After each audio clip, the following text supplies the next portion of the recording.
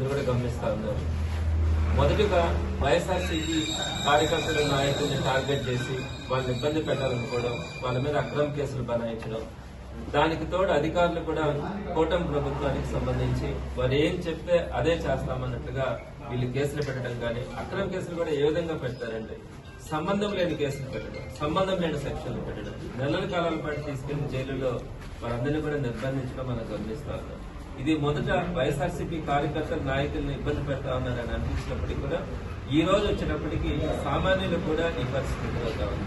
ఎక్కడైతే కూటమి ప్రభుత్వానికి అనుకూలంగా లేరనుకుంటా ఉన్నారో వారందరికీ కూడా సంక్షేమ పథకాలు ఆపడం కానీ, లేదా వారు ఏదైనా కనుక ప్రశ్నిస్తే వారి మీద కూడా కేసులు పెడతామనే పరిస్థితి ఈరోజు కనపడతా ఉంది.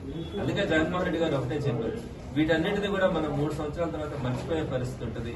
ఆ రోజు వీరు చేస్తున్నటువంటి అక్రమాలన్నింటినీ కూడా మనం గుర్తుకు తెచ్చుకొని ఈ రోజు ఎవరినైతే ఇబ్బంది పెట్టారో ఆ ఇబ్బంది పెట్టినటువంటి కూటమి ప్రభుత్వ నాయకులు కానీ, అదేవిధంగా వారికి సహకరించినటువంటి అధికారులు కానీ ఏ ఒక్కరిని కూడా ఉపేక్షించకూడదన్న ఆలోచనతో ఈ రోజు డిజిటల్ బుక్ ని ఒకదాన్ని ఓపెన్ చేయడం. ఈ సందర్భంగా జగన్మోహన్ రెడ్డి గారి పిలుపు మేరకు ఏదైతే ఈ రోజు ఎక్కడైతే కార్యకర్తలకు కానీ నాయకులకు కానీ ఇబ్బందులు కలుగుతా ఉన్నాయో వాటన్నిటినీ కూడా మనం డిజిటల్ బుక్ లో అప్లోడ్ చేసుకునేలాగా క్యూఆర్ కోడ్ ని ఈ రోజు అందరికీ కూడా ఇంట్రడ్యూస్ చేయడం జరుగుతుంది.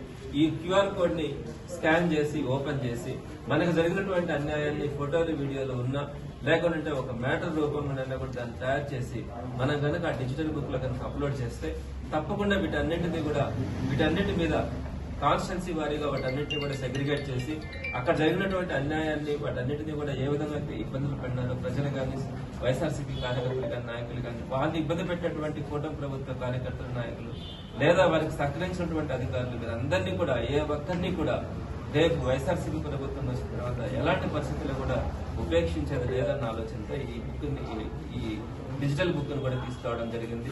తప్పకుండా కూడా పార్టీ కార్యకర్తల నాయకులు అందరినీ కూడా భవిష్యత్తులో ఈ బుక్ లో వారికి సంబంధించినటువంటి అప్లోడ్ చేసే విధంగా అందరినీ కూడా సమాయత్తం చేయడం జరుగుతుంది.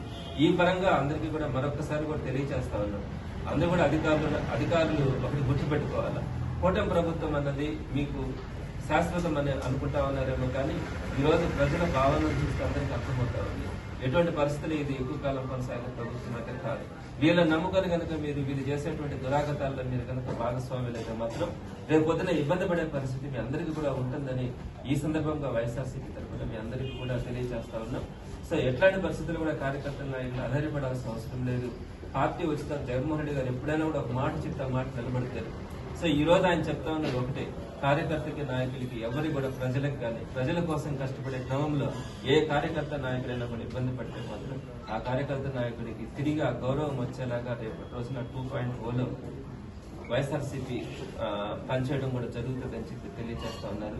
ఈ సందర్భంగా కార్యకర్తల నాయకులు అందరూ కూడా యాక్టివ్ గా ఉంటూ ఎక్కడైతే ప్రజలకు ఇబ్బందులు వచ్చినాయో వాటన్నిటిని కూడా ఈ డిజిటల్ బుక్ లో ఎంటర్ చేయాల్సిందిగా అందరికీ కూడా సవినయంగా తెలియజేస్తారు.